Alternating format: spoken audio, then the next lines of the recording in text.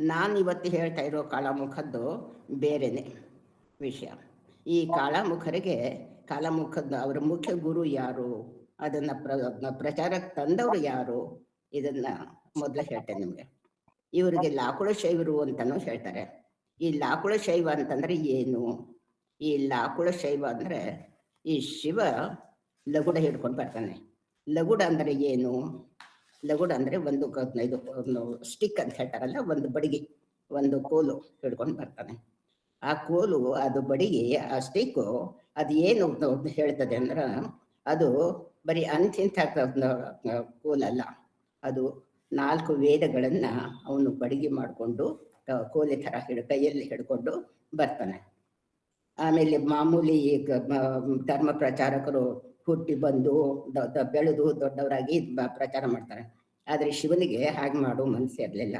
ಅದಕ್ಕೆ ಅವನೊಂದು ಅಲ್ಲಿ ಬಿದ್ದ ಪ್ರೇತದಲ್ಲಿ ಹೋಗಿ ಆ ಪ್ರೇತ ಜೀವಗಳೇ ತುಂಬಿ ಅದ್ರ ಮುಖಾಂತರ ತನ್ನ ಲಾಕುಳ ಶೈವನ್ನ ಪ್ರಚಾರ ಮಾಡ್ತಾನೆ. ಲಾಕುಳ ಶೈವ ಮತದ ತತ್ವಗಳನ್ನ ಪ್ರಚಾರ ಮಾಡ್ತಾನೆ. ಈ ಲಾಕುಳ ಶೈವದಲ್ಲಿ ಅವನಿಗೆ 4 ಜನ ಶಿಷ್ಯರು ಇರ್ತಾರೆ. ಅವ್ರ ಹೆಸರುಗಳು ಬೇರೆ ಬೇರೆ ಇದ್ರೂ ಕೂಡ ಬೇರೆ ಬೇರೆ ಪುಸ್ತಕದಲ್ಲಿ ಬೇರೆ ಬೇರೆ ಬರುತ್ತದೆ. ಆ 4 ಜನರ ಶಿಷ್ಯರಿಂದಾಗಿ ನಮಗೆ ಆ ಲಾಕುಳ ಶೈವದಲ್ಲಿ 4 ಪಂಥಗಳಾಗ್ತದೆ. ಈ 4 ಪಂಥಗಳಲ್ಲಿ ಮೊದಲನೇದು ಪಾಶುಪತ, ಆಮೇಲೆ ಕಾಲಾಮುಖ. ಅದು ಕಾಳಾಮುಖ ಅಲ್ಲ, ಕಾಲಾಮುಖ. ಲಕಾರ ಅಂತ ಇದೆ ಅಲ್ಲಿ, ಲಕಾರ ಅಂತ ಇಲ್ಲ. ಅದು ದ್ರಾವಿಡ ಭಾಷೆಗೆ ಬಂದ್ಮೇಲೆ ಲಕಾರ ಅಂತ ಆಗುತ್ತದು. ಅದರ ಮೂಲವಾಗಿ ಅದು ಕಾಲಾಮುಖ ಸಂಸ್ಕೃತದಲ್ಲಿ ಇರೋದು. ಆಮೇಲೆ ಕಾಪಾಲಿಕ, ಕೌಳ, ಹೀಗೆ 4 ಪಂಥಗಳಾಗ್ತದೆ. ಈ 4 ಪಂಥಗಳಾದಾಗ ಪಾಶುಪತರು ಮತ್ತೆ ಕಾಲಾಮುಖರು ವೇದ ಮಾರ್ಗ ಅನುಸರಿಸ್ತಾರೆ. ಇನ್ನು ಉಳಿದ ಇಬ್ಬರು ಕಾಪಾಲಿಕ, ಕೌಳರು ವಾಮಪಂಥ ಮಾಡ್ತಾರೆ.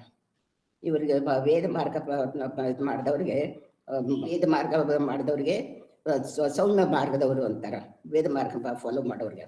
ಇದನ್ನ ವಾಮಪಂಥ ಮಾಡಿದವ್ರಿಗೆ ವಾಮಾಚಾರಿಗಳು ಅಂತ ಹೇಳ್ತಾರೆ. ಅವರು ತಾಂತ್ರಿಕ ವಿಷಯಗಳನ್ನ ತಂತ್ರದ ಮೇಲೆ ಮಾತನ್ನ ಮಾಡ್ತಾರೆ. ಅವರಿಗೆ ಈಗ ಎಲ್ಲ ಎಕ್ಸ್ಟ್ರೀಮ್ ಐಡಿಯಾಸ್ ಅವ್ರದ್ದು. ಇವರು ಮಾತ್ರ ಸೌಮ್ಯ ವಿಚಾರದವರು ಕಾಳಾಮುಖ, ಪಾಶುಪತರು. ಈ ಕಾಲಾಮುಖ, ಪಾಶುಪತರು ದಕ್ಷಿಣ ಹಿಂದೂಸ್ತಾನಕ್ಕೆ ಬರ್ತಾರೆ. ಈ ದಕ್ಷಿಣ ಹಿಂದೂಸ್ತಾನದಲ್ಲಿ ಬಂದು ಅಲ್ಲಿ ತಮ್ಮ ಮತದ್ದು ಪ್ರಚಾರ ಆಗ್ತದೆ. ಈ ಕಾಲಾಮುಖ ಅಂತಂದ್ರೆ, ಆ ಕಾಲಾಮುಖ ಅನ್ನೋ ಶಬ್ದ ಎಲ್ಲಿಂದ ಬಂತು ಅಂತ ಹೇಳ್ಬೇಕಂದ್ರೆ, ನಮಗೆ ಜಾಸ್ತಿ ಈ ಆಧಾರ ಪುಸ್ತಕಗಳು ಇಲ್ಲ. ಕೆಲವೊಂದರಲ್ಲಿ ಬರ್ತದೆ ವಿಚಾರಗಳು. ಆದ್ರೆ ಮುಖ್ಯವಾಗಿ ನಮಗೆ ಮುಖ್ಯ ವಿಷಯಗಳು ಸಿಗೋದು ನಿಮಗೆಲ್ಲ ಆಶ್ಚರ್ಯ ಆಗ್ಬೋದು, ಪಂಪ ಮಹಾತ್ಮ್ಯದಲ್ಲಿ. ಪಂಪ ಮಹಾತ್ಮ್ಯದು ಹಂಪಿ ವಿಷಯಕ್ಕೆ ಹೇಳ್ತದೆ. ಹಂಪಿ ಕಥೆಗಳನ್ನೆಲ್ಲ ಹೇಳ್ತದೆ. ಆದ್ರೆ ಮಹಾತ್ಮ್ಯದ ಕೊನೆ ಭಾಗ ಅದು ಬಹುಶಃ ಮೊದಲು ಬರೆದಿದ್ದಿರ್ಬೇಕು, 9ನೇ ಶತಮಾನದಲ್ಲಿ ಬರೆದಿದ್ದಿರ್ಬೇಕು. ಅದರಲ್ಲಿ ನಮಗೆ ಈ ಕಾಳಾಮುಖ ಅಂದ್ರೇನು, ಪಾಶುಪತ ಅಂದ್ರೇನು, ಅವ್ರ ಪೂಜಾ ಪದ್ಧತಿ ಹೇಗಿತ್ತು, ಆಮೇಲೆ ಈ ಕಾಳಾಮುಖ ಪಾಶುಪತರಲ್ಲಿ ಮಹಾವೃತ್ತಿಗಳು ಅಂತ ಇದ್ರು, ಅವ್ರದ್ದೇನು, ಅವರು ಹೇಗೆ ಮಹಾವೃತ್ತಿಗಳಾಗ್ತಿದ್ರು, ಆಮೇಲೆ ಅದರಲ್ಲಿ ಯೋಗದ ಮಹಿಮೆ ಹೇಳ್ತಾರೆ. ಯೋಗದ್ದು ಯಾಕಷ್ಟು ಅವರು ಯೋಗಕ್ಕೆ ಮಹತ್ವ ಕೊಡ್ತಿದ್ರು. ಈ ಕಾಳಾಮುಖ ಪಾಶುಪತರು ಶಿಕ್ಷಣಕ್ಕೆ ಮತ್ತೆ ಯೋಗಕ್ಕೆ ಪ್ರಾಧಾನ್ಯತೆ ಕೊಡ್ತಿದ್ರು.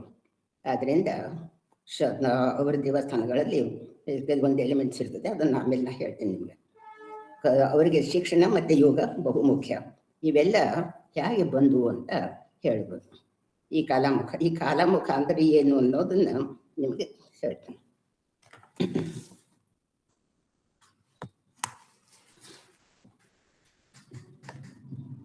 ಈ ಪಂಪ ಮಹಾತ್ಮ್ಯದಲ್ಲಿ ಕಾಲಾಮುಖರ ಬಗ್ಗೆ ಇದೆ. ಕಲಾ ಏವ ಮುಖ್ಯ ಮಹತ್ ಕಾಲಾಮುಖಂ ಮತಂ ಅಂತ. ಅಂದ್ರೆ ಕಲಾನೇ ಮುಖ್ಯ ಅಂತ. ಈ ಕಲಾ ಅಂದ್ರೆ ಏನು ಅದನ್ನ ಆಮೇಲೆ ನಿಮಗೆ ಎಕ್ಸ್ಪ್ಲೇನ್ ಮಾಡ್ತೀನಿ. ಅದರಲ್ಲಿ ಕಾಲಾಮುಖಂ ಮಹಾಪ್ರಾಜ್ಞ ಕಲಾ ಯತ್ರ ಪ್ರತಿಷ್ಠತಾ ಕಲಾಮುಖ ಸಂಬಂಧಿ ಯತ್ ತತ್ ಕಾಲಾಮುಖಂ ಮತಂ. ಎಲ್ಲಿ ಕಲೆಗಳನ್ನು ಸ್ಥಾಪಿಸಿರ್ತಾರೋ ಅದು ಕಾಲಾಮುಖ ಅಂತ ಹೇಳ್ತಾರಂತ. ತದನುಷ್ಠಾನವಂತೂ ಏತೆ ಏತೇಪಿ ಕಾಲಾಮುಖಾ ಸ್ಮೃತಾ. ಅದನ್ನು ಅನುಷ್ಠಾನ ಮಾಡ್ಕೊಂಡಿರೋರು ಕಾಲಾಮುಖರು ಅಂತ ಹೇಳ್ತಾರೆ. ಆದರೆ ಅದು ಕಲಾ ಅಂದರೆ ಏನು ಇದನ್ನ ನಿಮಗೆ ಗೊತ್ತಿಲ್ಲ. ಕಲಾ ಅಂದ್ರೇನು, ಕಲಾ ಅಂದ್ರೆ ಇದು ನಿಮಗೆ ಆರ್ಟ್ ಅಂತ ಒಂದು ಅಷ್ಟೇ ಗೊತ್ತಿರಬೇಕು. ಆದರೆ ಇಲ್ಲಿ ಇವರಿಗೆ ಕಾಲಾಮುಖರಿಗೆ ಈ ಕಾಲಾಮುಖ ಅನ್ನೋ ಶಬ್ದ ಕಲೆಯಿಂದ ಬಂದಿರೋದು. ಈ ಕಲೆ ಅಂದ್ರೆ ಯಾರು, ಅದಕ್ಕೆ ನಾನು ನಿಮ್ಗೆ ಮೊದಲಿನಿಂದಾನು ಹೇಳ್ಬೇಕಾಗ್ತಾನೆ. ಈಗ ಒಂದು ಕಾಲದಲ್ಲಿ ಇಡೀ ಜಗತ್ತೆಲ್ಲ ಕತ್ತಲೆಯಲ್ಲಿ ತುಂಬಿ ಹೋಗಿತ್ತು. ಎಲ್ಲ ಕಡೆಗೂ ನೀರಿತ್ತು. ಇದು ಎಲ್ಲ ಪುರಾಣಗಳಲ್ಲಿ ಎಲ್ಲ ಬರ್ತದೆ ಅಂಥದ್ದು.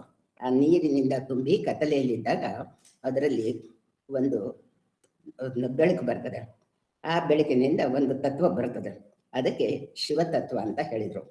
ಈ ಶಿವತತ್ವ ತುಂಬ ಸೂಕ್ಷ್ಮ. ಅದು ಹೀಗಿದೆ ಹಾಗಿದೆ ಅಂತ ಹೇಳೋಕೆ ನಮ್ಮಂಥವ್ರಿಗೆ ಸಾಧ್ಯ ಇರಲಿಲ್ಲ.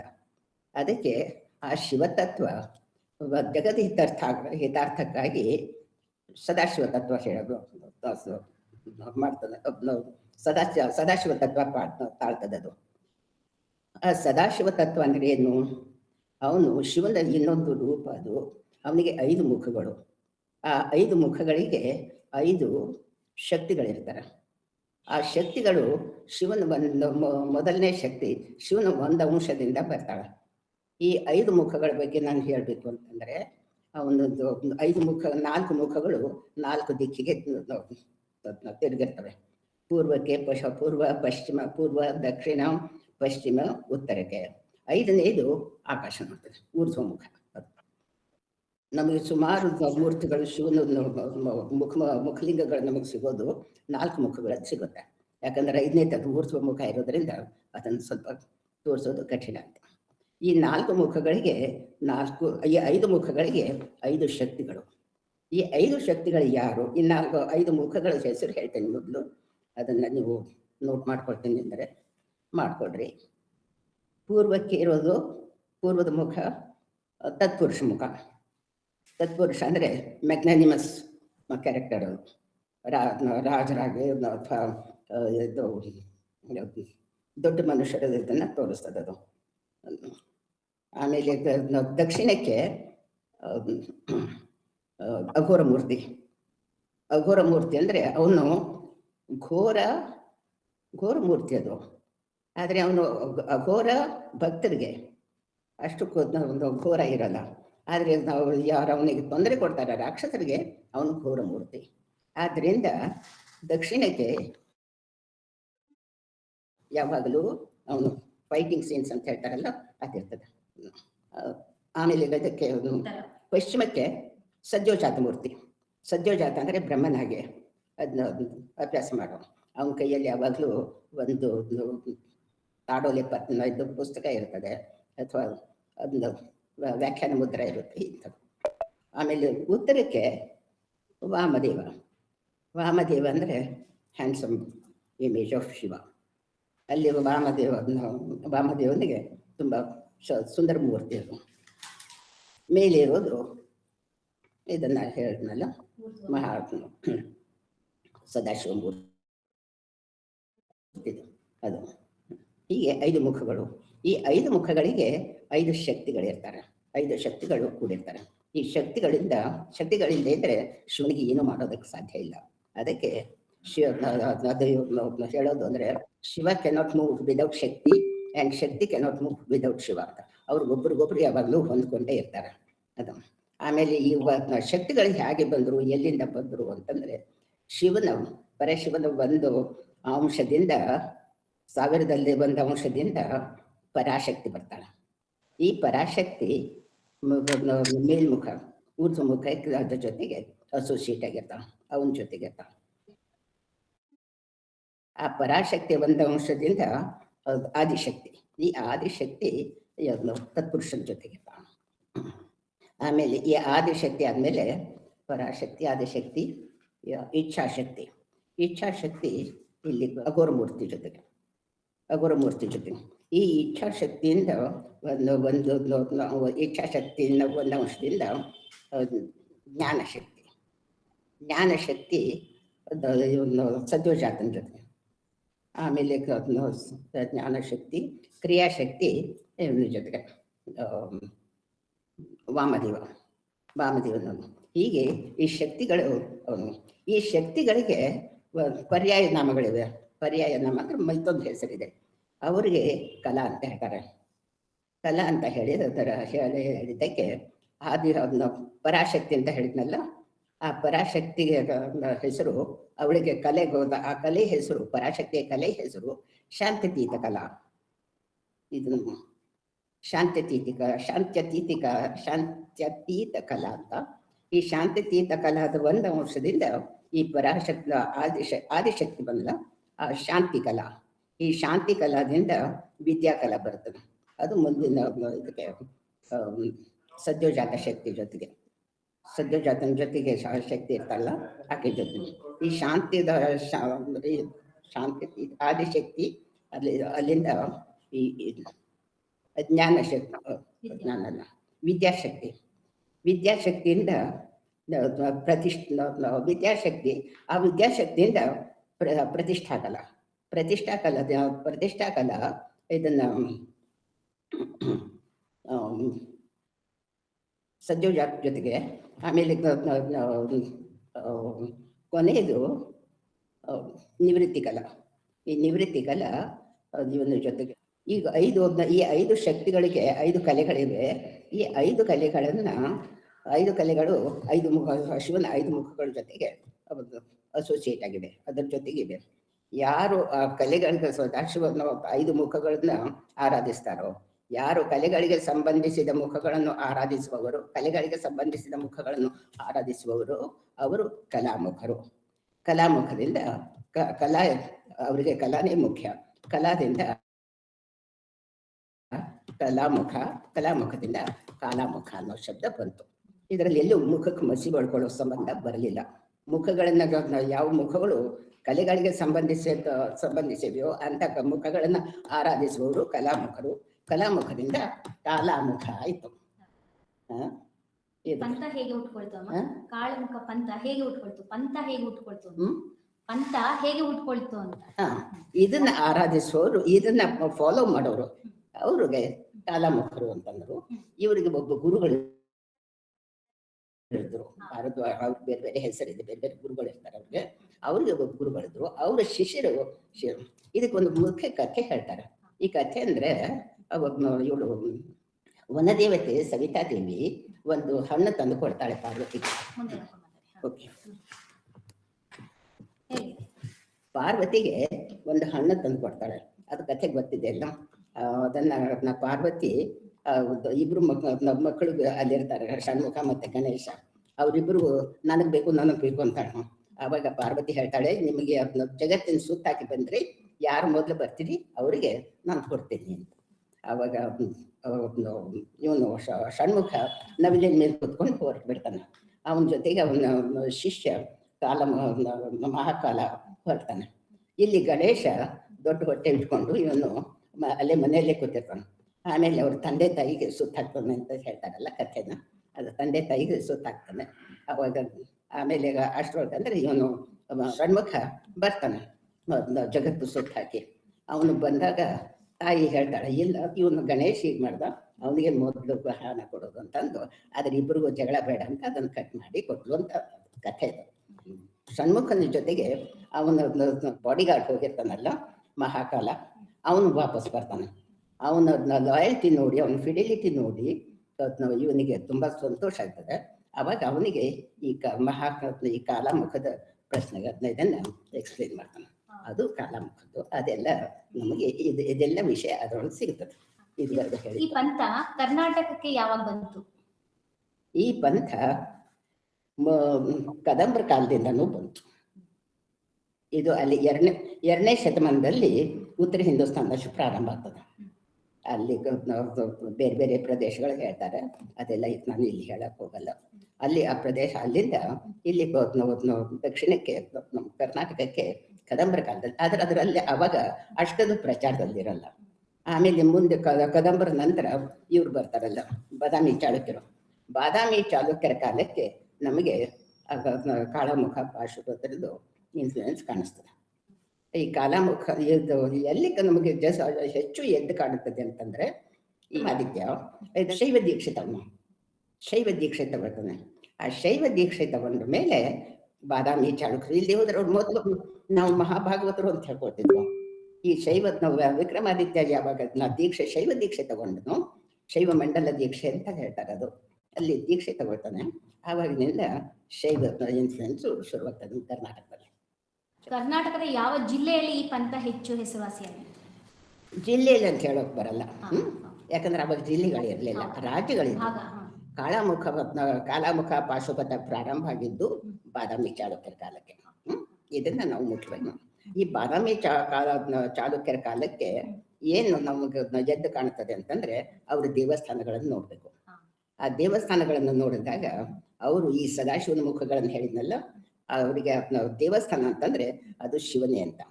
ಅದಕ್ಕೆ ಪ್ರತಿಯೊಂದು ಏನಂತಾರೆ ಫಸೇಡ್ ಅಂತಾರಲ್ಲ, ಪ್ರತಿಯೊಂದು ಗೋಡೆ ಮೇಲೂ, ಹೊರಗಿನ ಗೋಡೆ ಮೇಲೆ ಅವರು ಶಿವನ ಮುಖಗಳನ್ನ ಇದು ಮಾಡಿರ್ತಾರೆ. ಮುಖಗಳಿಗೆ ಪ್ರತಿಯೊಂದಕ್ಕೂ ಕಥೆ ಇದೆಯಲ್ಲ, ಆ ಕಥೆಗಳ ಪ್ರಕಾರ ಅಲ್ಲಿ ತೋರಿಸ್ತಾರೆ. ಇದು ನಾನು ಹೇಳ್ತಾ ಇರುವಾಗ ಈ ಶಿವಂದು ಹೇಳಿದ್ನಲ್ಲ, ಮೊದಲು ಶಿವ ಮುಖ್ಯ ಇದನ್ನ ಜಗದ್ಹಿತಾರ್ಥಕ್ಕೆ ಸದಾಶಿವ ರೂಪ ತಾಡ. ಸದಾಶಿವ ರೂಪ ಅದು ಸಕಲ ನಿಷ್ಕಲ. ಸಕಲ ನಿಷ್ಕಲ ಅಂದ್ರೆ ಸಕಲ ಅಂತಂದ್ರೆ ಮೂರ್ತಿ ರೂಪದೊಳಗೆ ನಾವು ಪ್ರೆಸೆಂಟ್ ಮಾಡ್ಬೋದು. ಅಥವಾ ನಿಷ್ಕಲ ಅಂದ್ರೆ ಮೂರ್ತಿ ಇಲ್ಲ, ಬರೀ ಒಂದು ಲಿಂಗ ಬಿಡ್ತೀವಲ್ಲ, ಆ ಥರ ನಾವು ಅದನ್ನ ದೇವಸ್ಥಾನದಲ್ಲಿ ಅಥವಾ ಎಲ್ಲರೂ ತೋರಿಸ್ಬೋದು. ಈ ಸಕಲ ನಿಷ್ಕಲ ಮೂರ್ತಿ ಸ್ವಲ್ಪ ಆರ್ಡಿನರಿ ಮನುಷ್ಯನಿಗೆ, ಸುಮಾರು ಸಾದಾ ಜನರಿಗೆ ಅರ್ಥ ಆಗ್ಲಿಕ್ಕಿಲ್ಲ ಅಂತ ಅವ್ರ ಹಿತಾರ್ಥಕ್ಕಾಗಿ ಸದಾಶಿವ ಮುಂದೆ ಅವನು ಮಹಿಮ 25 ಲೀಲಾ ಮೂರ್ತಿಗಳು ಮಾಡ್ತಾನೆ. ಲೀಲೆಗಳು, ಆ ಲೀಲಾ ಮೂರ್ತಿಗಳನ್ನ ಮೊದಲು ದೇವಸ್ಥಾನದ ಗರ್ಭಗೃಹದಲ್ಲಿ ಇದನ್ನ ಇಡ್ತಿದ್ರು.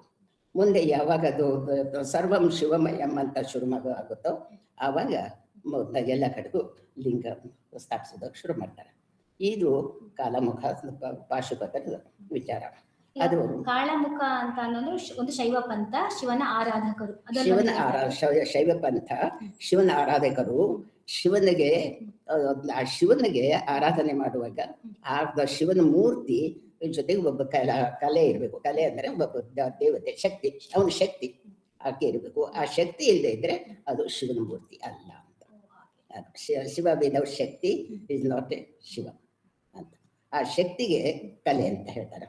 ಅದೇ ಹೇಳಿದ್ನಲ್ಲ, ಪರಾಶಕ್ತಿ ಆದಿಶಕ್ತಿ ಅಂತ ಆ ಶಕ್ತಿಗಳು, ಅದಕ್ಕೆ ಅದು ಶಕ್ತಿ ಕಲಾ ಅಂತ. ಆ ಶಕ್ತಿಗಳನ್ನ ಆರಾಧಿಸ್ತವ್ರು ದೇವರು. ಆಮೇಲೆ ನಾವೀಗ ಪೂಜೆ ಮಾಡಿ ಈಗ ನೈವೇದ್ಯ ಕೊಡ್ತೀವಿ, ಆದ್ರೆ ನಿಜವಾಗಲೂ ಇವರು ಆಗಮಗಳನ್ನು ಮಾಡ್ತಾ ಇದ್ರು, ಫಾಲೋ ಮಾಡ್ತಾ ಇದ್ರು. ಈ ಆಗಮಗಳ ಪ್ರಕಾರ ನೀವಲ್ಲಿ ಇದನ್ನ ನೈವೇದ್ಯ ಇಟ್ಟು ಸುಮ್ಮನೆ ಹೀಗೆ ಶಿವ ತಗೊಳಪ್ಪ ಅಂತ ಹೇಳುವಾಗೆಲ್ಲ ಆ ಶಕ್ತಿನ ಕರಿಬೇಕು. ಆ ಶಕ್ತಿಗೆ ಅಮ್ಮ ದಯವಿಟ್ಟು ನಿನ್ನ ಶಿವನಿಗೆ ಹೇಳು, ನಾವು ಕೊಟ್ಟಿರೋ ಪ್ರಸಾದನ ತಗೊಂಡು ನಮ್ಮ ಮೇಲೆ ಕೃಪಾ ತೋರಿಸು ಅಂತ. ಇದು ಕಾಳಮುಖ. ಈಗ ಕಾಳಮುಖದ ಒಂದು ಪಂಥ ಶೈವ ಪಂಥ ಅಂತ ಹೇಳಿದ್ರಿ, ಆದ್ರೆ ನಾವು ಗೂಗಲ್ ಅಲ್ಲೆಲ್ಲ ನೋಡಿದಾಗ ಅವರು ಅದೇ ವಾಮ ಮಾರ್ಗಗಳನ್ನ ಅನುಸರಿಸ್ತಾ ಇದ್ರು ಅನ್ನೋದ್ರ ಬಗ್ಗೆ ಹೇಳಿದ್ನಲ್ಲ, ಅದ್ರ ಬಗ್ಗೆ ಇನ್ನೊಂಚೂರು ಮಾತಾಡಿ. ಈ ವಾಮ ಪಂಥ ಒಂದು ನೀವು ಇದರಿಂದ ಶುರು ಮಾಡ್ಬೇಕು, ಮೊದಲಿಂದ ಶುರು ಮಾಡ್ಬೇಕು.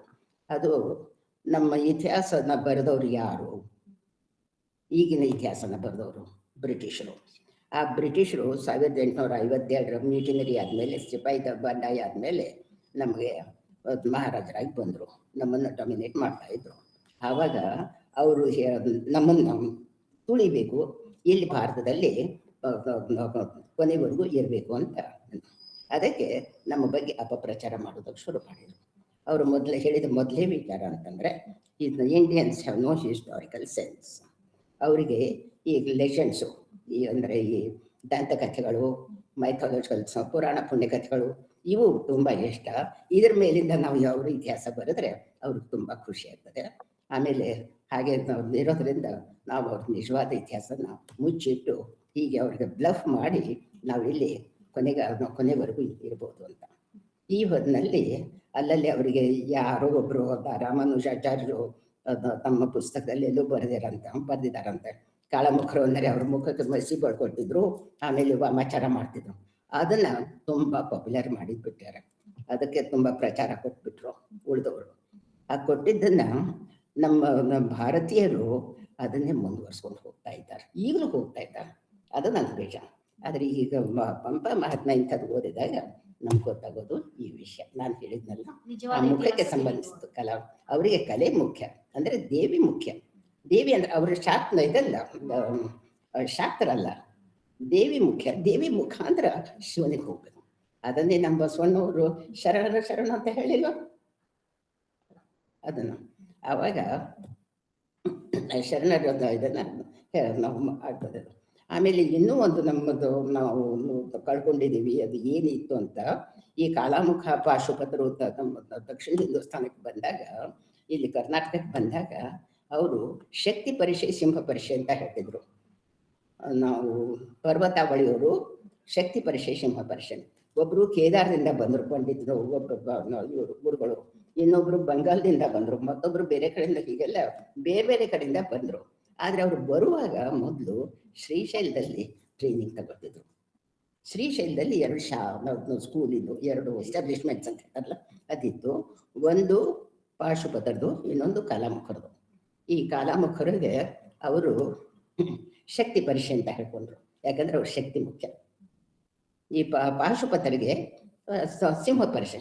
ಅವರು ಸಿಂಹ ಅಂದ್ರೆ ಶಕ್ತಿ ವಾಹನ. ಹೌದು, ಆ ಶಕ್ತಿ ವಾಹನದ ಮುಖಾಂತರ ಶಕ್ತಿಗೆ ಹೋಗಿ ಶಕ್ತಿಯಿಂದ ಶಿವನಿಗೆ. ಹೀಗೆ ಅವರಲ್ಲಿ. ಆಮೇಲೆ ಅವರಲ್ಲಿ ಇನ್ನೂ ಒಂದೇನು ದೊಡ್ಡ ಮನಸ್ಸಿತ್ತು, ಅವರು ಭಾರತದ ಬಗ್ಗೆ ಅವ್ರಿಗೆ ಎಷ್ಟೊಂದು ಕಳಕಳಿ ಇತ್ತು.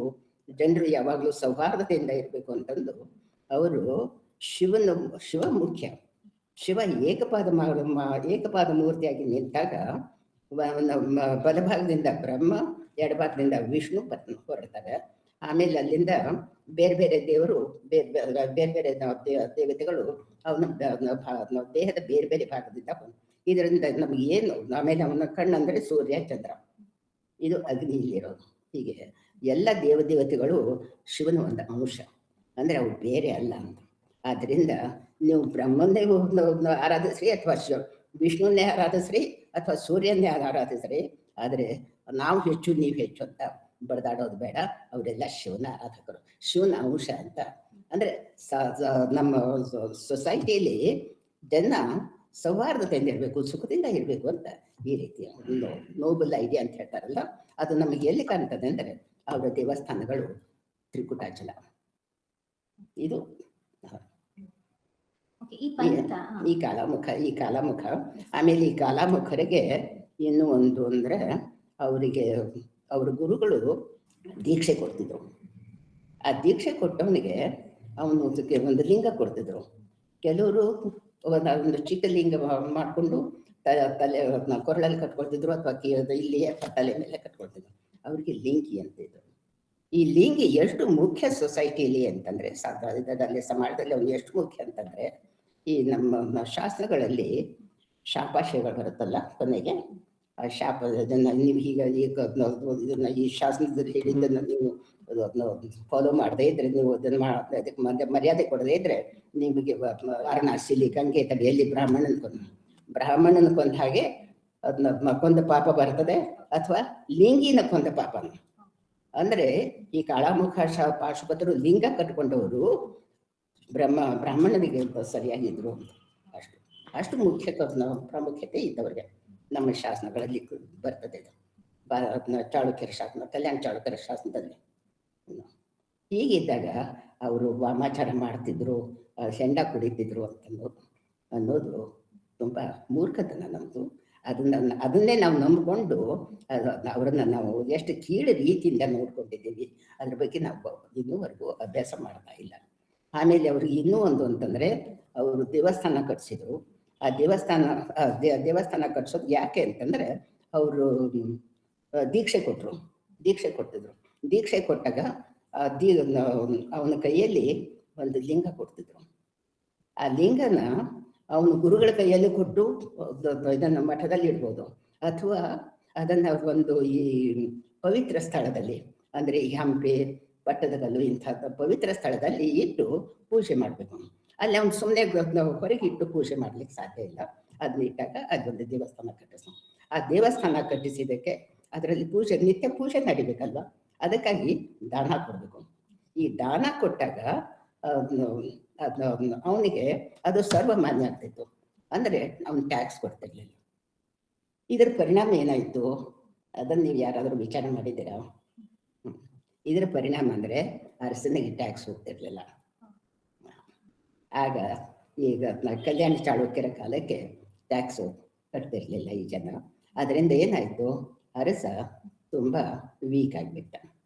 ಅವನ ಹತ್ರ ದುಡ್ಡಿಲ್ಲ ಅಂದರೆ ಯಾರು ಅವನಿಗೆ ಮರ್ಯಾದೆ ಕೊಡ್ತಾರೆ?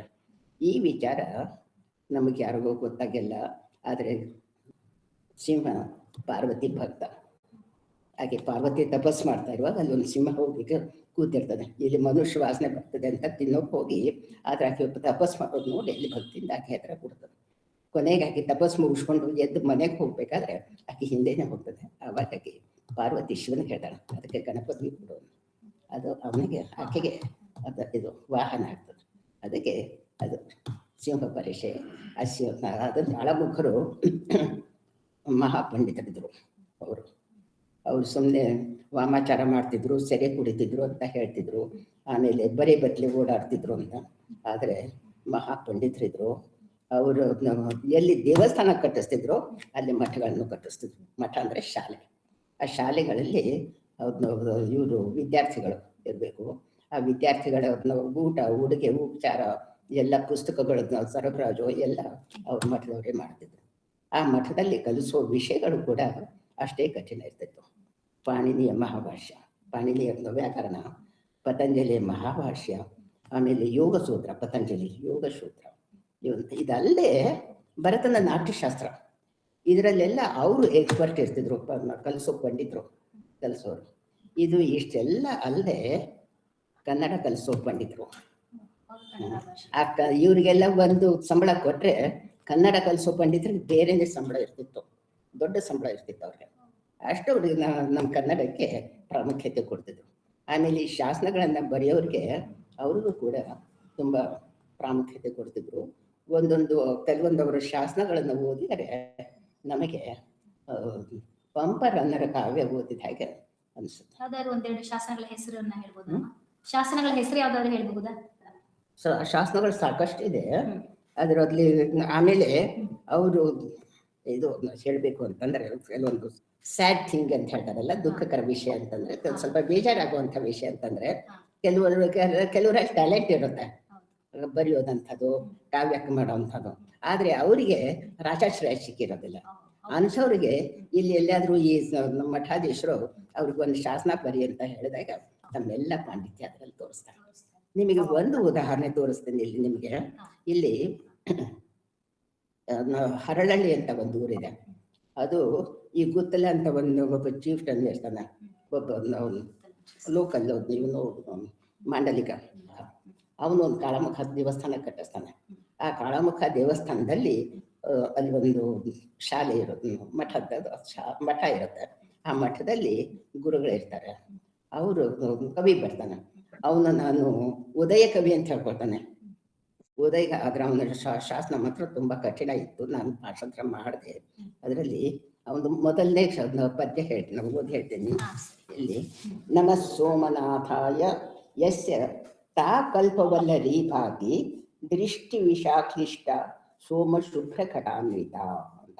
ಇಲ್ಲಿ ಒಂದು ಶಬ್ದ ನಮಗೆ ಯಸ್ಯ ತಾ ಕಲ್ಪವಲ್ಲರಿ ಅಂದರೆ ಈ ಸೋಮನಾಥ ಅಂದ ಅಲ್ಲಿ ಸೋಮೇಶ್ವರ, ಶಿವನ ಹೆಸರು ಸೋಮೇಶ್ವರ, ಸೋಮನಾಥ. ಅವನ ತಾ ಕಲ್ಪವಲ್ಲರಿ.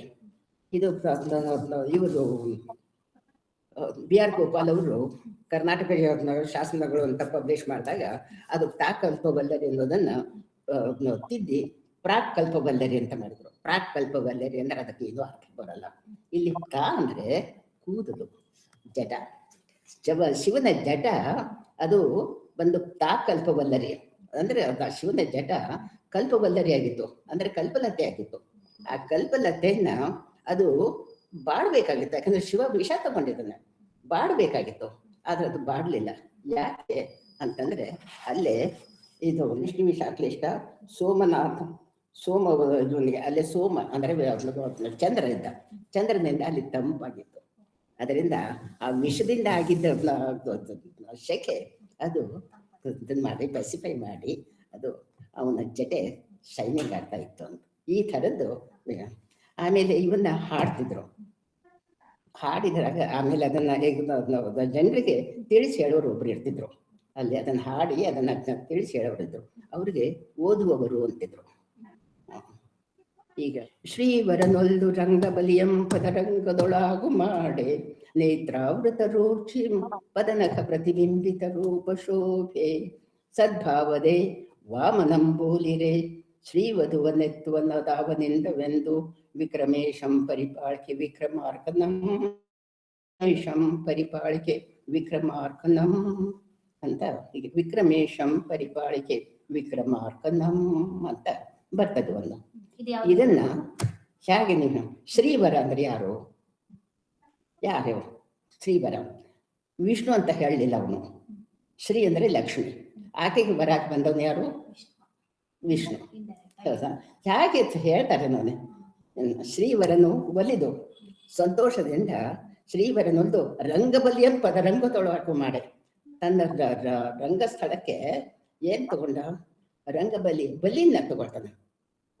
ರಂಗಬಲಿಯಂ ಪದರಂಗ ತನ್ನ ಕಲರ್ಫುಲ್ ಫೀಟ್ ಹಿ ಟೇಕ್ಸ್ ಬಲಿ ಅಂದ್ರೆ ಬಲಿ ತಲೆ ಮೇಲೆ ಡಾನ್ಸ್ ಮಾಡ್ತಾ ಅಂತ ಅವನ್ ಬಲಿನ ತಳಕು ಒತ್ತಿದ್ದ ಅಂತ ಪಾತಾಳಕ್ಕೆ ಒತ್ತಿದ್ದ ಅಂತ ಅನ್ನೋದನ್ನ ರಂಗಬಲಿಯಂ ಪದರಂಗದೊಳಗು ಮಾಡುದು.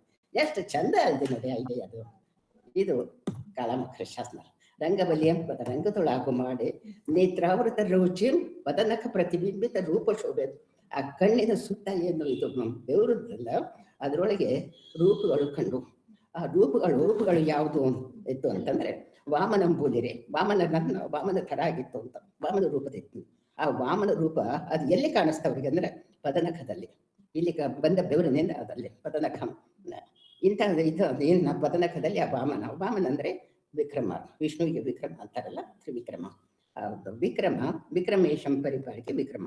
ಅಲ್ಲಿ ಒಂದು ಲಿಂಗ ಸ್ಥಾಪಿಸಿರ್ತಾರೆ ಆ ದೇವಸ್ಥಾನದಲ್ಲಿ, ಅದರ ಹೆಸರು ವಿಕ್ರಮೇಶ. ಯಾಕಂದ್ರೆ ಅರಸನ ಹೆಸರಲ್ಲ, ಅಲ್ಲಿ ಆಳುವ ಅರಸನ ಹೆಸರು ವಿಕ್ರಮೇಶ. ವಿಕ್ರಮಾದಿತ್ಯ ಬಂದ್ಮೇಲೆ ವಿಕ್ರಮೇಶ ಅನ್ನೋ ಹೆಸರು ಬಹಳ ಪಾಪ್ಯುಲರ್ ಆಗಿರುತ್ತೆ, ವಿಕ್ರಮೇಶ ಅಂತ.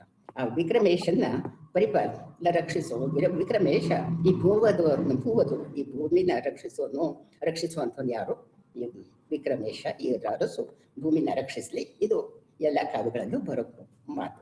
ಆದ್ರೆ ಇಲ್ಲಿ ವಿಕ್ರಮೇಶಂ ಪರಿಪಾಲಕ್ಕೆ ವಿಕ್ರಮಾರ್ಕ ನಮ್ಮ ಅನ್ನೋದಕ್ಕೆ ನಾವು 3 ಅರ್ಥ ಕೊಡ್ಬೋದು. ಆ ಶಿವ ವಿಕ್ರಮೇಶ, ಈ ಕ್ಯಾನ್ ಪ್ರೊಟೆಕ್ಟ್ ವಿಕ್ರಮಾರ್ಕ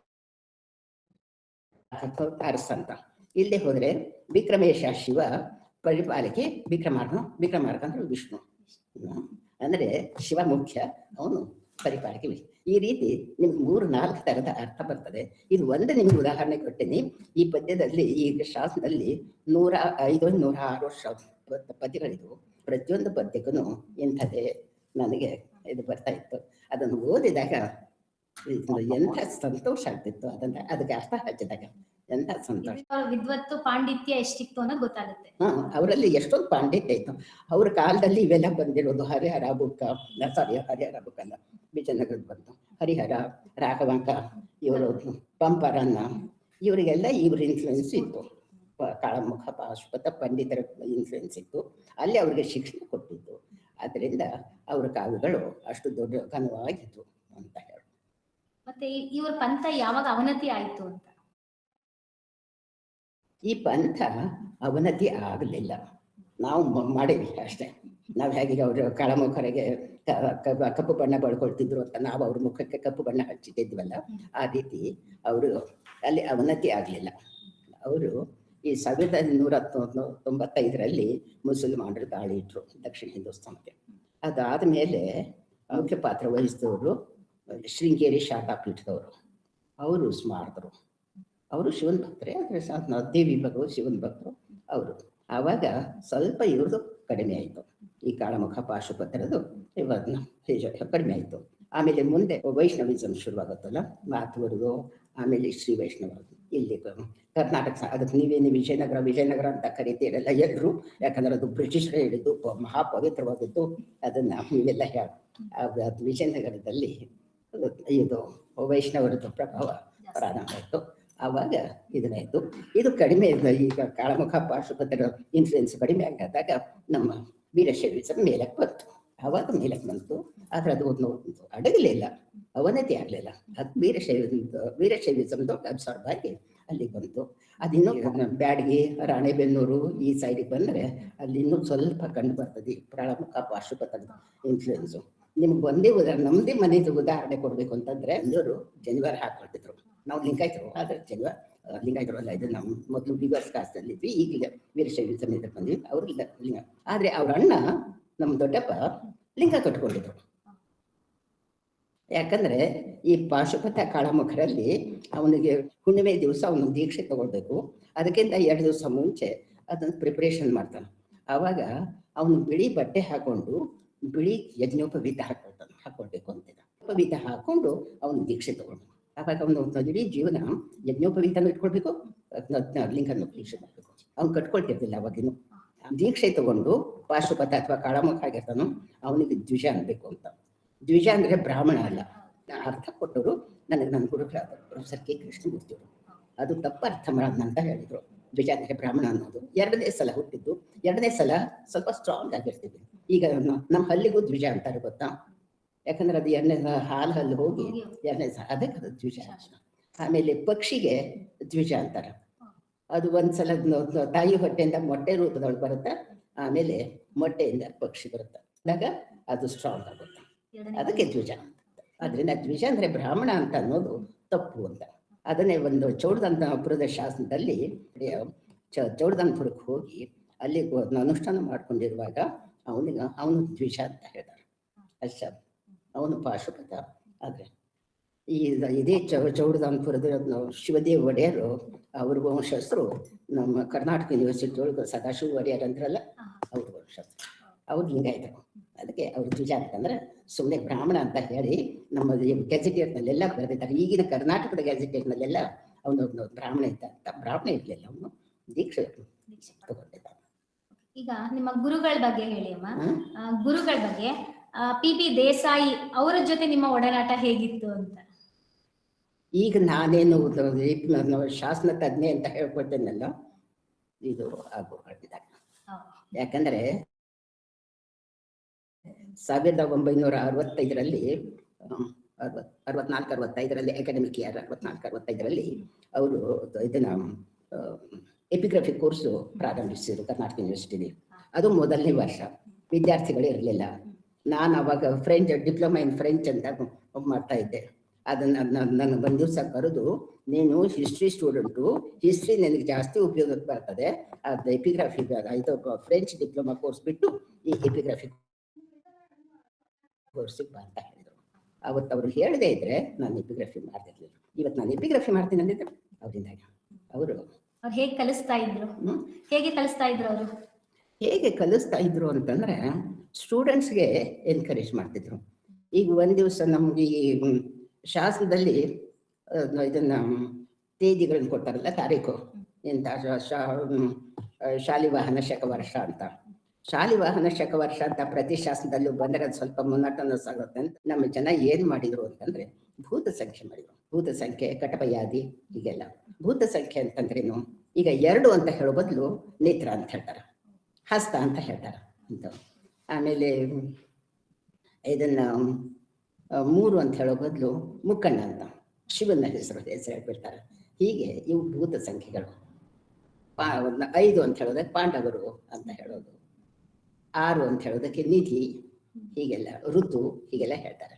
ಇಂಥ ಭೂತ ಸಂಖ್ಯೆಗಳನ್ನ ಇದು ಮಾಡಿದ್ರು. ಆಮೇಲೆ ಕಟಪಯಾದಿ, ಕ ಅಂದರೆ 1, ಟ ಅಂದರೆ ಹೀಗೆಲ್ಲ ಇದನ್ನ ಕಟಪಯಾದಿ ನಮ್ಮ ಆಲ್ಫಾಬೆಟ್ಸ್ ಇದೆಲ್ಲ ನಮ್ಮ ಮೂಲಾಕ್ಷರಗಳು, ಅವಕ್ಕೆ ನಂಬರ್ ಕೊಟ್ಟಿದ್ದಾರೆ. ಅದು ಇವು ಶಾಸನಗಳಲ್ಲಿ ಬರ್ತದೆ. ಶಕವರ್ಷ, ನಿಧಿ, ಋತು, ರಾಮಚಂದ್ರ ಅಂತ ಹೇಳ್ತಾರೆ, ಹೀಗೆಲ್ಲ. ಅದಕ್ಕೆ ಶಾಸನಗಳಲ್ಲಿ ಒಂದು ದಿವಸ ನಮಗದನ್ನು ಕಲಿಸಿ ಮಾರನೇ ದಿವಸ ಈ ಶಾಸನ ಪ್ರಕಟ ಆಗಿದ್ದ ಶಾಸನಗಳಲ್ಲಿ ಇಂಥದನ್ನು ಹುಡ್ಕೊಂಡು ಬರ್ರಿ ಅಂತ ಹೇಳ್ತಿದ್ರು. ಇಂಥದ್ದೆಲ್ಲಿ ಸಿಗುತ್ತದೆ. ಅದಕ್ಕೆ ಈಕ್ವಿವೆಲೆಂಟ್ ಅದು ಶಕಕ್ಕೆ ಮತ್ತು ಈಗಿನ ಗ್ರೆಗೋರಿಯನ್ ಕ್ಯಾಲೆಂಡರ್ಗೆ 78 ವರ್ಷದ ಡಿಫ್ರೆನ್ಸ್ ಇದೆ. ಅದಕ್ಕೆ ಹೇಗೆ ಇದು ಈಗಿನ ಕಾಲಕ್ಕೆ ಅದು ಯಾವ ಡೇಟ್ ಆಗ್ತದೆ ಅದನ್ನು ನೋಡ್ರಿ ಅಂತ. ಅದಕ್ಕೆ ಇಂಡಿಯನ್ ಎಫಿಮೆರಿಸ್ ಅಂತ ಸ್ವಾಮಿ ಕಣ್ಣುಬೇಳೆ ಯಾವಾಗಲೂ ಬರೆದಿಟ್ಟಿದ್ದಾರೆ 1900 ಸುಮಾರಿಗೆ. ಅದನ್ನು ಅವರು ಅದಕ್ಕೆ ಕಂಪೇರ್ ಮಾಡಿ ನೋಡ್ರಿ ಅಂತ ಹೀಗೆಲ್ಲ ನಮಗೆ ಕೆಲಸ ಕೊಡ್ತಿದ್ರು. ನಾವು ಬುದ್ಧಿ ಇದ್ರೆ ಉಪಯೋಗಿಸ್ರಿ ಅಂತ. ಗುರುಗಳ ಪ್ರಭಾವ ನಿಮ್ಮ ಮೇಲೆ ಜಾಸ್ತಿ ಇತ್ತು, ಸಂಶೋಧನೆ ಮಾಡೋದಕ್ಕೆ ಸಾಧ್ಯ. ಅವಾಗ ಗುರುಗಳಂದ್ರೆ ನಮಗೆ ಗುರುಗಳೇ ಆಗಿರ್ತಿದ್ರು, ಈಗಿನವ್ರು ಹಾಗಲ್ಲ. ಅದೇ ರೀತಿ ಇವರು ಅವರ ಕೊಲಿಗೊಬ್ಬರಿದ್ರು ದೀಕ್ಷಿತ್ ಅಂತ, GS ದೀಕ್ಷಿತ್ ಅಂತ. ಅವರು ಇದನ್ನ ನಾನು ಫ್ರಾನ್ಸ್ಗೆ ಹೋಗುವಾಗ ಅವ್ರು ಹೇಳಿದರು, ನೀನು ನನಗೆ ಫ್ರಾನ್ಸ್ಗೆ ಹೋಗೋದಕ್ಕೆ ಸ್ಕಾಲರ್ಶಿಪ್ ಸಿಕ್ಕಿತ್ತು.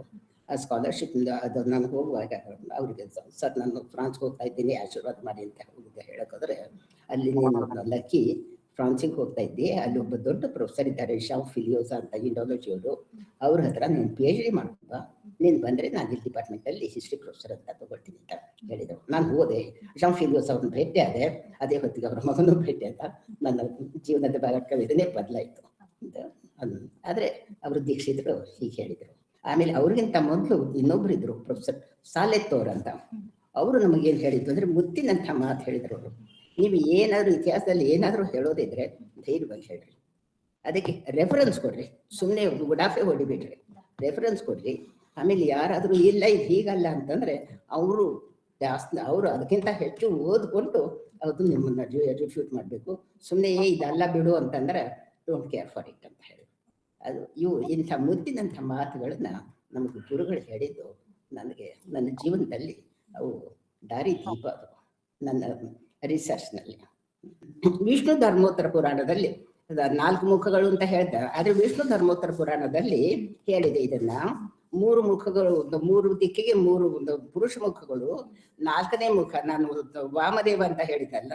ವಾಮದೇವ ಅಂದ್ರೆ ಸುಂದರ ಮೂರ್ತಿ. ಅಲ್ಲಿ ಯೂಶ್ವಲಿ ನಮಗೆ ಇದು ಫಸ್ಟ್ ಏಡ್ಸ್ ಅಂತ ಹೇಳ್ತಾರೆ, ಹೊರಗಿದ ಗೋಡೆಗಳ ಮೇಲೆ ಮೂರ್ತಿ ಚಿತ್ರ ಇರುತ್ತಲ್ಲ, ಅದರಲ್ಲಿ ವಾಮದೇವ ಅಂದಾಗ ಅವನ ಸುಂದರ ಮೂರ್ತಿನ ಹಾಕಿ ಕೊಡ್ತಾರೆ. ಅರ್ಧನಾರಿ, ಆಮೇಲೆ ಭೂವರಹ ಮೂರ್ತಿ ಇಂಥದ್ದು, ಅಂದ್ರೆ ವಿಷ್ಣುನ ಪೂಜೆ ಮಾಡಿಸಿದ್ರು ಅಂತ.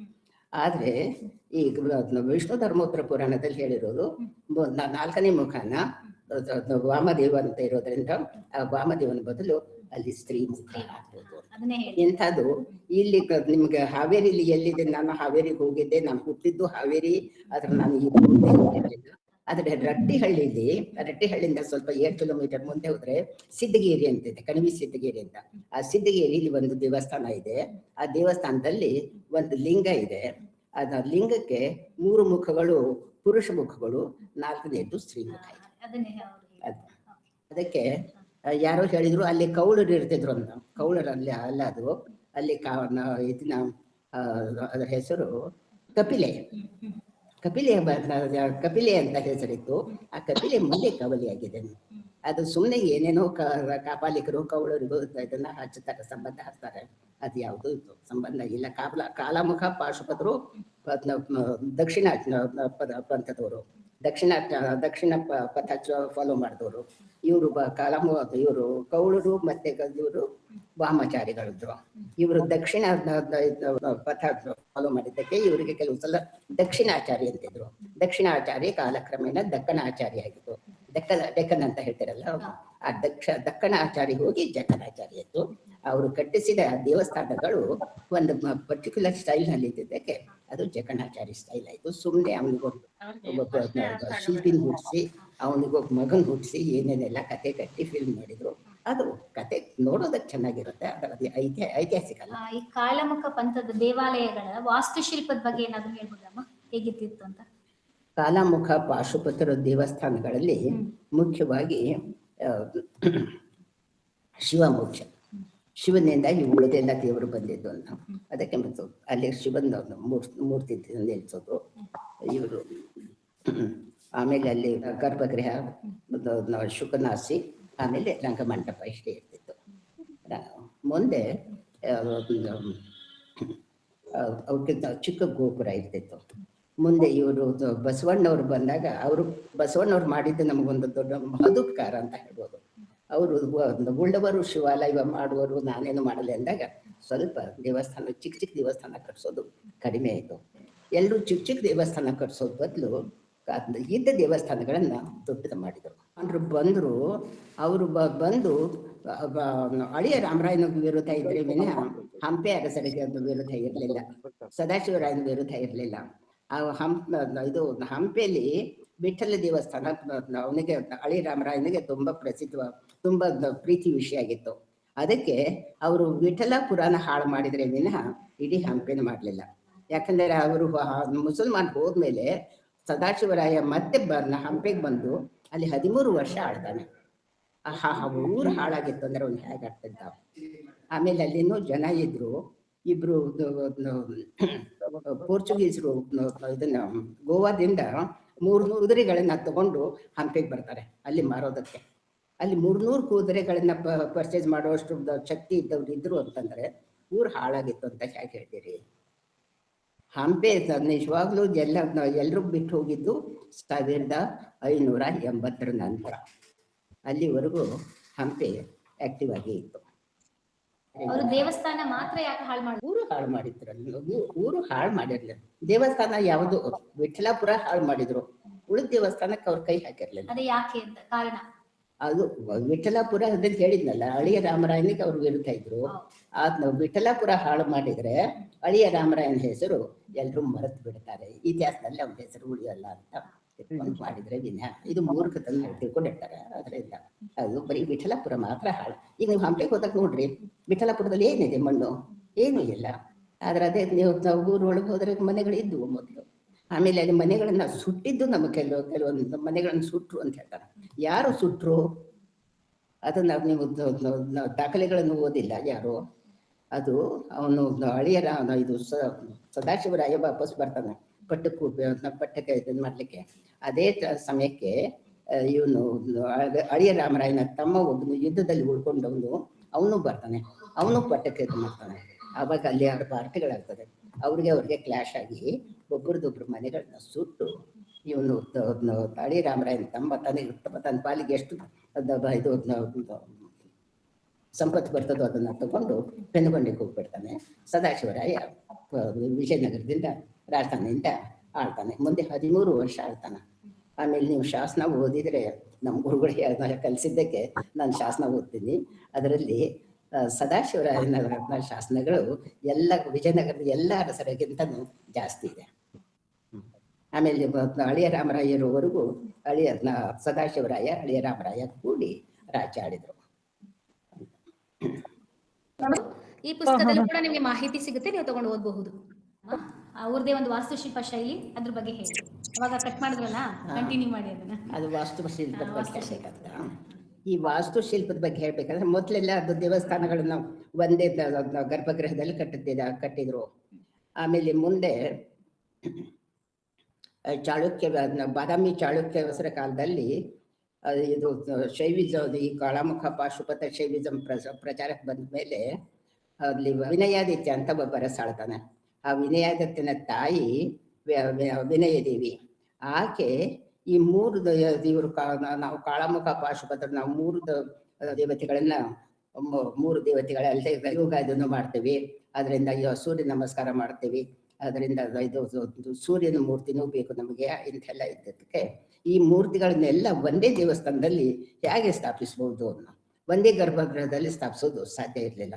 ಆವಾಗ ಆಕೆ ಒಂದು ಐಡಿಯಾ ಹುಡುಕ್ತಾಳ.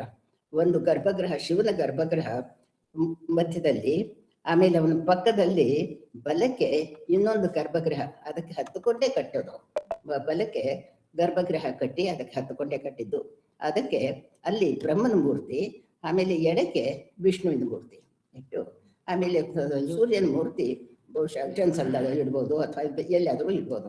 ಅದು ಅಲ್ಲದೆ ಈಗ ಕಾಳಾಮುಖ ಪಾಶುಪತನಿಗೆ ಶಿವನ ದೇವಸ್ಥಾನ ಅಂತಂದ್ರೆ ಅದು ಕೈಲಾಸ ಇದ್ದ ಹಾಗೆ ಅಂತ. ಕೈಲಾಸದಲ್ಲಿ ಒಂದು ಕೋಟೆ ಇದೆ. ಆ ಕೋಟೆಗೆ 8 ಬಾಗಿಲು. ಪ್ರತಿಯೊಂದು ಬಾಗಿಲಿಗೂ ಒಬ್ಬ ಭೈರವ. ಆ ಭೈರವನಿಗೆ ಅವನಿಗೆ ಧೈರ್ಯ ಕೊಡೋದಕ್ಕೆ ಅವನಿಗೆ ಶಕ್ತಿ ಇರ್ತಾಳೆ. ಈ ಭೈರವರು ಅಂದ್ರೆ ಯಾರು? ಈ ಭೈರವರು ಬೇರೆ ಯಾರು ಅಲ್ಲ, ಇವರೇ ಬ್ರಹ್ಮ, ವಿಷ್ಣು, ಮಹೇಶ್ವರ. ಬ್ರಹ್ಮ, ಮಹೇಶ್ವರ, ವಿಷ್ಣು ಹೀಗೆ ಅಂತ. ಅವರು ಶಕ್ತಿಗಳಂತಂದ್ರೆ ಬ್ರಾಹ್ಮಿ, ಮಹೇಶ್ವರಿ, ವೈಷ್ಣವಿ, ಬ್ರಾಹ್ಮಿ, ಮಾಹೇಶ್ವರಿ, ಕೌಮಾರಿ, ವೈಷ್ಣವಿ, ವಾರಾಹಿ, ವೈಷ್ಣವಿ 5ನೇ ಪಾಠ ಹಾಕಿದ್ರು. ಇಂದ್ರಾಣಿ, ಚಾಮುಂಡ ಅಂತ ಕೆಲವು ಸಲ ನಾರಸಿಂಹಿಯನ್ನು ಹಾಕ್ತಾರೆ ಅದರಲ್ಲಿ. ಹೀಗೆ ಅಂತೂ ಪ್ರತಿಯೊಂದು ಇವರ ದೇವಸ್ಥಾನಗಳಲ್ಲಿ ನೀವು ಈ ಕಾರಣದಿಂದಾಗಿ ಪ್ರತಿಯೊಂದು ಈ ಕಾಳಮುಖ ಪಾಶುಪತರ ದೇವಸ್ಥಾನದಲ್ಲಿ ಸಪ್ತಮಾತೃಕೆಯರ ಮೂರ್ತಿಗಳನ್ನ ನೋಡ್ತೀರಿ. ಇದು ಕಾರಣ, ಈ ಸಪ್ತಮಾತೃಕೆಗಳು. ಆಮೇಲೆ ಅಲ್ಲಿಗೆ ಅವರು ಯೋಗ ಮಾಡ್ತಾ ಇದ್ರು ಅಂತ ಹೇಳಿ ಸೂರ್ಯನ ಮೂರ್ತಿ ನಿಲ್ಲಿಸ್ತಿದ್ರು. ಆ ಸೂರ್ಯನ ಮೂರ್ತಿ ಇಲ್ಲದೆ ಇದ್ರೆ ಇದನ್ನ ಒಂದು ಅರ್ಥ ಸಣ್ಣ ಕಂಬ ಇತ್ತು, ಅದನ್ನ ನಿಲ್ಲಿಸಿ ಅದಕ್ಕೆ ಕಿರಣದ ಕಲ್ಲು ಅಂತ ಹೆಸರು. ಈಗಲೂ ಕೂಡ ಕೆಲವೊಂದು ದೇವಸ್ಥಾನಗಳಲ್ಲಿ ಆ ಕಿರಣದ ಕಲ್ಲು ನೋಡ್ತೀರಿ. ಆಮೇಲೆ ಕೆಲವೊಂದು ಒಂದೆರಡು ದೇವಸ್ಥಾನದಲ್ಲಿ ಆ ಕಿರಣದ ಕಲ್ಲಿನ ಮೇಲೆ ಹೆಸರು ಇತ್ತು, ಕಿರಣದ ಕಲ್ಲು ಅಂತ. ಅದನ್ನು ನಾವು ನೋಡಿದ್ದೀವಿ. ಇದು ಅಲ್ಲದೆ ಅವರು ಶಿಕ್ಷಣಕ್ಕೆ ಪ್ರಾಮುಖ್ಯತೆ ಕೊಡ್ತಿದ್ರು ಅಂತ ಹೇಳಿದ್ನಲ್ಲ, ಅಲ್ಲಿ ಎಲ್ಲ ಕಡೆಗೂ ಎಲ್ಲೆಲ್ಲಿ ಅವರ ದೇವಸ್ಥಾನ ಇತ್ತು ಅಲ್ಲಿ ಒಂದು ಮಠ ಇರ್ತಿತ್ತು, ಅಲ್ಲೊಂದು ಪಾಠಶಾಲೆ ಇರ್ತಿತ್ತು. ಆ ಪಾಠಶಾಲೆ ಇರೋದ್ರಿಂದ ಅಲ್ಲಿ ಸರಸ್ವತಿ ಮೂರ್ತಿ, ಹೀಗೆ ಸರಸ್ವತಿ ಮೂರ್ತಿ ಅಲ್ಲಿ ನಮ್ಗೆ ಅನೇಕ ಸರಸ್ವತಿ ಮೂರ್ತಿಗಳು ನಮಗೆ ನೋಡ್ಲಿಕ್ಕೆ ಸಿಗುತ್ತೆ. ಇವು ಇಷ್ಟ ಮೂರ್ತಿಗಳನ್ನ ಬಂದ ದೇವಸ್ಥಾನದಲ್ಲಿ ಮೊದಲು ನಾವು ನೋಡ್ತಾ ಇದ್ವಿ. ಆಮೇಲೆ ದೇವಸ್ಥಾನ ಅವರು ಪೂಜಾ ಪದ್ಧತಿ ಹೇಗಿರ್ತಿತ್ತು ಅಂತಂದ್ರೆ, ಈ ನಮ್ಮಲ್ಲಿ ಆಗಮಗಳು ಅಂತಿದೆ, ಅದು ನಮಗೆ ಅಷ್ಟು ಗೊತ್ತಿಲ್ಲ, ಯಾರೂ ಅಭ್ಯಾಸ ಮಾಡಿಲ್ಲ. ಎಷ್ಟೋ ದಿವಸ ಈ ಶೈವಾಗಮಗಳು 28 ಇತ್ತು, ಅವೆಲ್ಲ ಎಲ್ಲೆಲ್ಲೋ ಹಾಳಾಗಿ ಹೋಗಿವೆ ಅಂತ ತಿಳ್ಕೊಂಡಿದ್ರು. ಅಲ್ಲಿ 1955ರಲ್ಲಿ ಪಾಂಡಿಚೇರಿಯಲ್ಲಿ ಫ್ರೆಂಚ್ ಇನ್ಸ್ಟಿಟ್ಯೂಟ್ ಆಫ್ ಇಂಡಾಲಜಿ ಅಂತ ಮಾಡಿದ್ರು. ಅದನ್ನ ಸ್ಥಾಪಿಸ್ಲಿಕ್ಕೆ 55ರಲ್ಲಿ ಅದು ಪಾಂಡಿಚೇರಿ ಭಾರತದ ಗಡಿಗೆ ಸಂಬಂಧ ಹಚ್ಚಿದಾಗ ನೆಹರು ಅವರು ಅಲ್ಲೊಂದು ಫ್ರೆಂಚ್ ಕಲ್ಚರಲ್ ಸೆಂಟರ್ ಮಾಡೋಣ ಅಂತ. ಆವಾಗ ನಮ್ಮ ಮಾವನವರು ಜಾನ್ ಫಿಲಿಯೋಸ್ ಅವರು ಹೇಳಿದ್ದು, ಬೇಡ ಕಲ್ಚರಲ್ ಇದು ಅಲಿಯಾನ್ಸ್ ಫ್ರಾನ್ಸೈಸ್ ಇಂಥದ್ದು ಡ್ಯಾನ್ಸು ಮ್ಯೂಸಿಕ್ ಇದು ಬೇಡ, ಇಲ್ಲಿ ಭಾರತದ ಪಂಡಿತರು ಮತ್ತೆ ಫ್ರಾನ್ಸ್ ಅಲ್ಲಿರೋ ಇಂಡಾಲಜಿ ಅಭ್ಯಾಸ ಮಾಡೋರು, ಇಂಡಿಯಾದ ಬಗ್ಗೆ ಅಭ್ಯಾಸ ಮಾಡೋರು ಕೂಡಿ ಕೆಲಸ ಮಾಡುವಂಥದ್ದು ಒಂದು ಇನ್ಸ್ಟಿಟ್ಯೂಟ್ ಮಾಡಿದರೆ ಅದು ಒಳ್ಳೆಯದು. ನನಗೆ ತುಂಬ ಹಿಡಿಸ್ಬಿಡ್ತು ಈ ವಿಷಯ. ನಮ್ಮ ಮಾವನವ್ರಿಗೆ ಹೇಳಿದರು, ನೀವೇ ಅದನ್ನು ಶುರು ಮಾಡಿರಿ ಹಾಗಿದ್ರೆ ಅಂತ.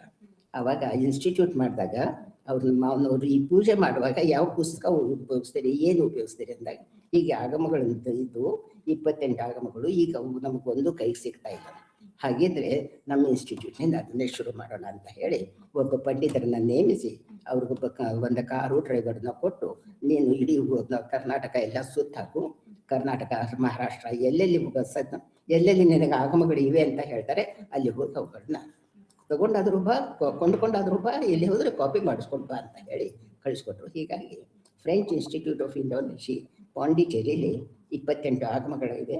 ಅವುಗಳನ್ನ ಸುಮಾರು ಆಗಮಗಳನ್ನ ಸ್ಟಡಿ ಮಾಡಿದ್ದಾರೆ. ಆಮೇಲೆ ಈ ಆಗಮಗಳಿಗೆ ಉಪಾಗಮಗಳು ಅಂತಿದ್ದು, ಈ ಕಾಳಮುಖ ಇಲ್ಲಿ ಶುದ್ಧ ಶೈವರು ಮತ್ತೆ ಈಗ ಲಾಕೋಳಿ ಶೈವರು ಇದ್ರು. ಈ ಲಾಕೋಳಿ ಶೈವರು ಬಹುಶಃ ಉಪಾಗಮಗಳನ್ನ ಫಾಲೋ ಮಾಡ್ತಿದ್ರು, ಯಾಕಂದ್ರೆ ಅವ್ರು ಲಾಕುಳ ಆಗಮ ಅಂತ ಹೇಳ್ತಾರೆ. ಈ ಲಾಕುಳ ಆಗಮಗಳೇ ಈಗ ಉಪಾಗಮಗಳಂತ ಕರೀತಿರ್ಬೋದು ಅನಿಸುತ್ತೆ. ಯಾಕಂದ್ರೆ ಅನೇಕ ಶಾಸನಗಳಲ್ಲಿ ಅದರೊಳಗೆ ಹೇಳಿದ ಕೆಲವೊಂದು ಪದ್ಯಗಳು ಉಪಾಗಮಗಳಲ್ಲಿ ಸಿಕ್ಕಿದೆ. ಈ ಕಾಳಮುಖ ಪಾಶುಪತರು ಉಪಯೋಗಿಸ್ತಿದ್ದು 28ನೇ ಆಗಮ, ಅದು ವಾತುಳ ತಂತ್ರ ಅಂತ. ಆ ವಾತುಳ ತಂತ್ರದ್ದು ಉಪಾಗಮ ವಾತುಳ ಶುದ್ಧಾಖ್ಯ ತಂತ್ರ ಅಂತ. ಅದ್ರ ಒಂದು 3-4 ಹಸ್ತಪ್ರತಿಗಳು ನಮಗೆ ಸಿಕ್ಕಿವೆ. ಅದನ್ನ ನಾನು ಮತ್ತೆ ನಮ್ಮ ಮನೆಯವರು ಮತ್ತೆ ಇನ್ನೂ ಉಳಿದ ಇಬ್ಬರು ಪಂಡಿತರ ಸಹಾಯದಿಂದ ಅದನ್ನ ಇಂದಿರಾ ಗಾಂಧಿ ನ್ಯಾಷನಲ್ ಸೆಂಟರ್ನಿಂದ ಪಬ್ಲಿಷ್ ಮಾಡಿಸಿದ್ರು. ಹೀಗೆ ಆಗಮಗಳನ್ನ ಅವರು ಫಾಲೋ ಮಾಡ್ತಿದ್ರು. ಈ ಆಗಮಗಳಲ್ಲಿ ಏನು ಹೇಳಿದೆ ಅದನ್ನ ದೇವಸ್ಥಾನಗಳನ್ನ ಹೇಗೆ ಕಟ್ಟಬೇಕು, ಹೇಗೆ ಪೂಜೆ ಮಾಡಬೇಕು, ಇದೆಲ್ಲ ಈ ಆಗಮಗಳಲ್ಲಿ ಇರುತ್ತೆ. ಈ ಆಗಮವನ್ನು ಅವರು ಫಾಲೋ ಮಾಡಿ ದೇವಸ್ಥಾನ ಕಟ್ಟಿಸ್ತಿದ್ರು, ಪೂಜೆ ಮಾಡ್ತಿದ್ರು. ಇದು ಅಲ್ಲದೆ ಪದ್ಧತಿ ಅಂತಾನು ಇನ್ನೂ ಒಂದು ಪುಸ್ತಕ ಇರುತ್ತೆ, ಅದರಲ್ಲಿ ಈ ರೀತಿಯ ಪೂಜೆ ಪುರ ಇದರದ್ದು ಇರುತ್ತದು. ಈ ಸೋಮಶಂಭು ಪದ್ಧತಿ, ಹೀಗೆಲ್ಲ ಸೋಮಶಂಭು ಪದ್ಧತಿನ ತುಂಬಾ ಉಪಯೋಗಿಸ್ತಿದ್ರು. ಇಲ್ಲಿ ಇವೆಲ್ಲ ಮಂಟಪ ಕಟ್ಟಿಸ್ತಾ ಇದ್ರು, ದೊಡ್ಡ ಮಂಟಪಗಳನ್ನ ಕಕ್ಷಾಸನ ಜೊತೆಗೆ ಇದಕ್ಕಂತ. ಮುಂದೆ ಅದೇ ಮಂಟಪನ್ನೇ ತಗೊಂಡು ಕೃಷ್ಣದೇವರಾಯನ ಕಾಲಕ್ಕೆ, ವಿಜಯನಗರ ಕೃಷ್ಣದೇವರಾಯನ ಕಾಲಕ್ಕೆ ಮಂಟಪಗಳನ್ನ ಸ್ವಲ್ಪ ಇದನ್ನು ಮಾಡಿ ಅದರಲ್ಲಿ ಕಕ್ಷಾಸನ ಅದನ್ನು ತೆಗೆದು ಜಸ್ಟ್ ಓಪನ್ ಪಿಲ್ಲರ್ ಮಂಟಪ ಅಂತ ದೊಡ್ಡ ದೊಡ್ಡ ಕಂಬಗಳ ಮಂಟಪಗಳನ್ನು ಅದೇ ಮಂಟಪದ ಪದ್ಧತಿನ ತಗೊಂಡು 1542ರಲ್ಲಿ ಹಳೆಯ ರಾಮರಾಯನ ಕಜಿನ್ ಉದಯಗಿರಿ ತಿಮ್ಮರಾಜನವನು ವಿಷಯ ವಿಠ್ಠಲ ದೇವಸ್ಥಾನದಲ್ಲಿ ಸಂಗೀತ ಸ್ತಂಭಿಕೆಗಳಿರುವಂಥ ಮಂಟಪ ಕಟ್ಟಿಸ್ತಾನೆ.